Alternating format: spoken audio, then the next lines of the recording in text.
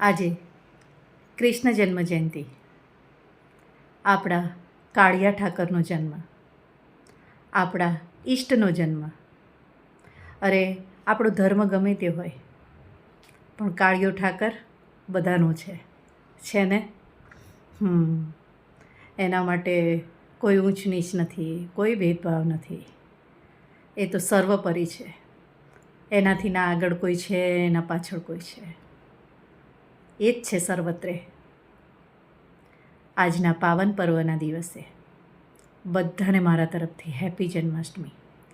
અને એવા ઘણાય લોકો અહીંયા છે કે જે જીવનથી હતાશ થઈ ગયા છે, માયુસ થઈ ગયા છે, હારી ગયા છે. તો આજના પાવન પર્વના દિવસે હું એમને કહીશ કે ભાઈ, જેનો રથ ભગવાન કૃષ્ણ હાકે છે એની ક્યારેય જગમાં હાર નથી થતી, એની ક્યારેય જગમાં હાર નથી થતી. બોલો જય કનૈયા લાલ કી, હાથી ઘોડા પાલ કી. હેપી જન્માષ્ટમી.